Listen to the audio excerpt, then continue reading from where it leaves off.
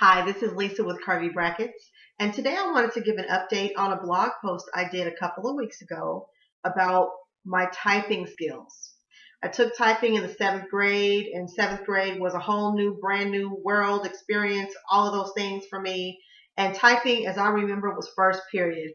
So not only this was the first time I was really getting to school by myself on the bus, trying to be on time, but it's the first time I was getting used to switching classes every 45 minutes, and just junior high in general, I was starting to really slack in school mentally. I was starting to check out a little bit.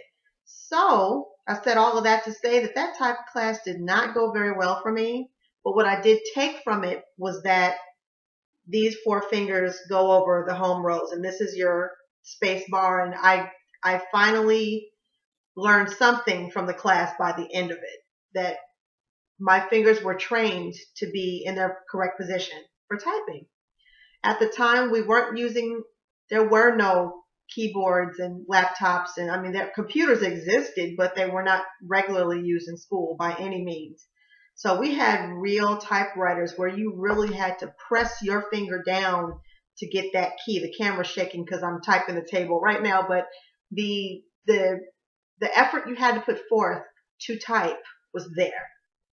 So I guess picking that up and then 20 years of looking down and doing it the wrong way gave me this combination at the end. Where I am now, I did 2 weeks ago when I did the blog post, I had Googled just a basic tutorial, and I completed my home row tutorial for that day, and I felt great, and it went great. And I remembered that I know those 8 keys at least. It helped me. The L is I know my L because my name is Lisa, and I know my S and A because my name is Lisa.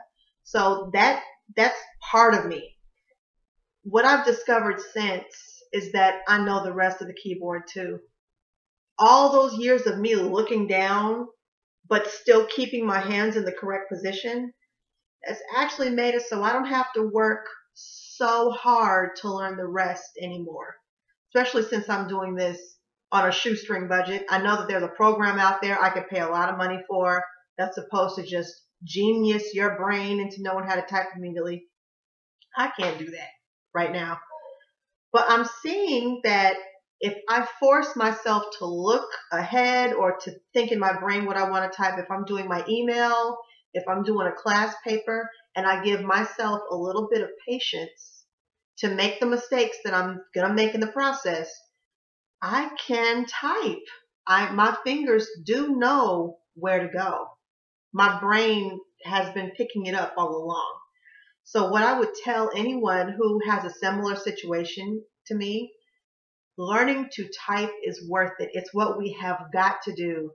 To get jobs, we have got to be able to pass a typing class, or just for ourselves, we've got to know we can put out speedy work. I mean, good, quality, accurate, fast work. And sometimes when you're in the middle of programming, you don't need to break your train of thought to look down or slow yourself down by backspacing because you hit the wrong key over and over again. It's just an asset to life. So I made this video really just to encourage anyone to keep going. It's so worth it. And train yourself not to look down and trust yourself, and I bet you it's there. So thanks so much for watching, and I want to know how everyone is doing with this. How is your typing going? How is your speed and accuracy? What's your story? Let me know. Leave a comment in the comment section, please, or perhaps go to my blog, curvybrackets.blogspot.com. Leave me a comment. Let me know what's going on. Thanks so much for watching.